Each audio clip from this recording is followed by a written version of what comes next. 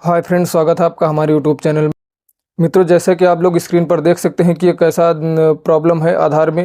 ये Aadhaar number has been cancel under regulation 27 of the Aadhaar. इस तरह का ये प्रॉब्लम है आधार में। इसका क्या मतलब है, यही आज की वीडियो में डिस्कशन करेंगे। इसके बारे में पूरा A to Z full video इसी में बताएंगे, पूरी जानकारी आप लोगों को देंगे, इसलिए आप लोग बने रहिए वीडियो के अंत तक। आधार नंबर कैंसिल का मतलब है कि स्थायी तरीके से उसको बंद कर दिया गया है, मतलब आधार को रद्द कर दिया गया है। अब इस आधार नंबर पर कुछ भी अपडेट नहीं किया जा सकता, ना इसमें बायोमेट्रिक अपडेट होगा, ना कोई डेमोग्राफिक अपडेट होगा, कुछ भी इस आधार में नहीं किया जा सकता। मतलब ये पूरी तरीके से स्थायी तौर पर ये UIDAI द्वारा बंद कर दिया गया है, रद्द कर दिया गया है। अंडर रेगुलेशन 27 में कैंसिल होने के कई सारे रीज़न होते हैं। उन सभी रीज़न के बारे में आप लोगों को इस वीडियो में बताएंगे फुल डिटेल में, और कैसे सही होगा ये भी जानकारी आप लोगों को देंगे। आधार कैंसिल होने का सबसे पहला कारण है किसी व्यक्ति के एक से अधिक आधार नंबर जारी हो जाना। गलती से बाय मिस्टेक किसी भी व्यक्ति के एक या दो या तीन, एक से अधिक आधार नंबर जब जारी हो जाते हैं और UIDAI को ये पता चलता है कि इस व्यक्ति के दो से ज़्यादा, एक से ज़्यादा आधार नंबर जारी हो चुके हैं, तो ऐसे में उसका आधार कैंसिल कर दिया जाता है अंडर रेगुलेशन 27 में। ये सिर्फ जो पहले वाला आधार बना होता है, सबसे फर्स्ट इनरोलमेंट सिर्फ वही वाला एक्टिवेट रहता है।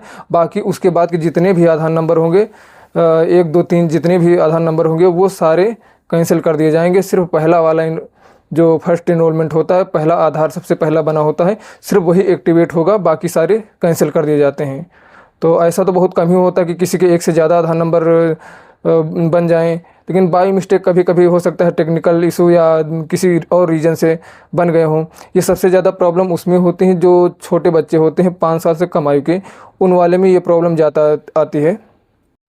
मान लीजिए कोई बच्चा है 5 साल से कम का है, उसका अंडर 5 में उसका आधार जनरेट हुआ है, एक आधार नंबर उसके पास है, और उसके बाद में उसने 5 वर्ष की आयु पूर्ण करने के बाद 6 साल 7 साल में या 10-12 साल में उसने अपना नया आधार बनवाया, तो उसमें बायोमेट्रिक उसकी लगेगी, क्योंकि 5 साल के अंदर बायोमेट्रिक बच्चे की नहीं ली जाती हैं और आधार जनरेट हो जाता है। और 5 साल के बाद जब 10-15 साल या 6 साल, मतलब 5 के ऊपर जब आधार आप बनवाएंगे तो उसमें आपका बायोमेट्रिक लिया जाएगा, वो बायोमेट्रिक के आधार पर इनरोलमेंट होता है। तो ऐसे केस में मान लीजिए कोई बच्चा है और वो 5 साल के अंदर उसका एक आधार बन चुका है, और वही मान लीजिए दोबारा इनरोलमेंट करवाए 5 वर्ष के बाद, यानी कि 6-7 वर्ष में यदि इनरोलमेंट करवाता है तो उसका वो भी आधार जनरेट हो जाएगा।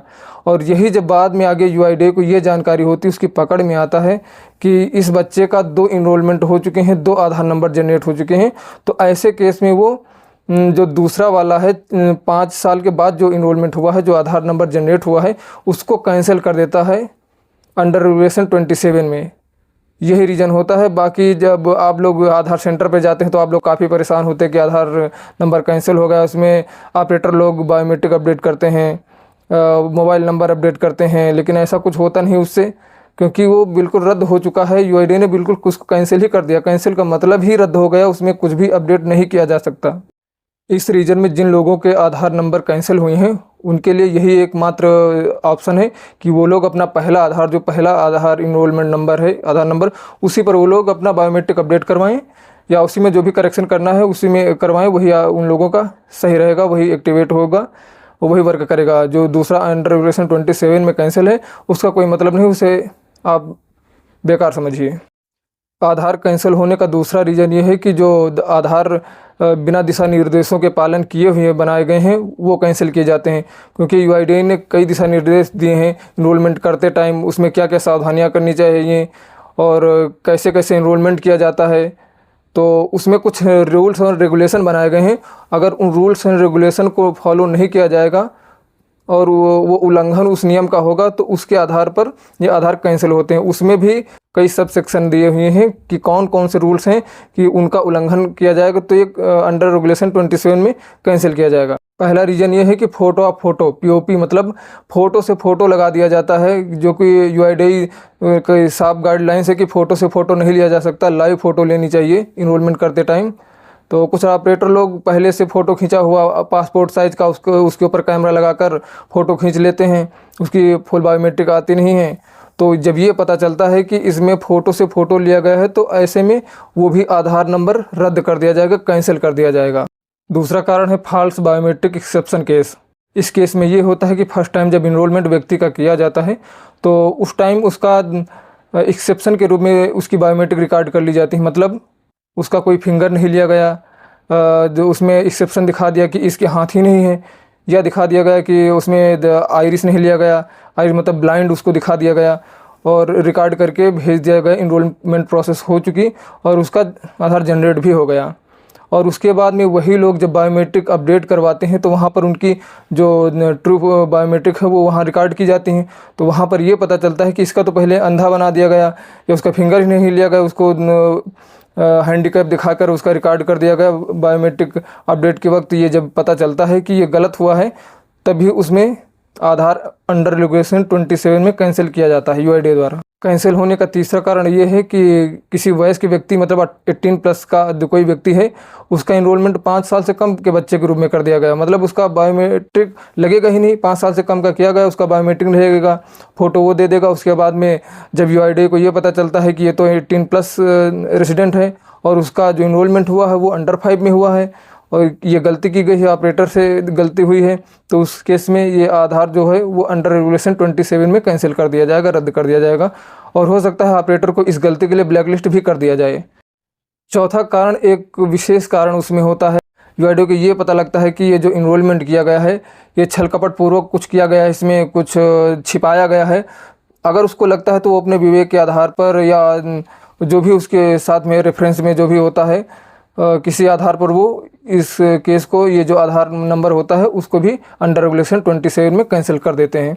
तो इतने सारे कारण होते हैं अंडर रेगुलेशन 27 में कैंसिल होने के।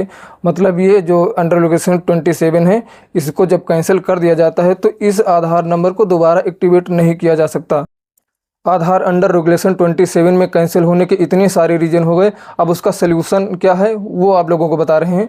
तो सबसे पहले जो हमने सबसे पहला कारण बताया था कि किसी के 2 आधार जनरेट हो जाते हैं, 2 आधार नंबर बन जाते हैं, तो सबसे पहले ये देखना है कि उसके पास यदि आधार नंबर एक ऑलरेडी पहले से है तो उसमें वो बायोमेट्रिक अपडेट करवा ले, वही उसका यूज होगा। लेकिन बात आती है कि किसी को मालूम ही ना हो कि हमारे एक से ज़्यादा आधार नंबर हैं, तो उसको क्या करना होगा? उसको सबसे पहले 1947 जो हेल्प डेस्क नंबर है उस पर कॉल करना होगा, वहाँ अपनी कंप्लेंट रजिस्टर करवानी होगी।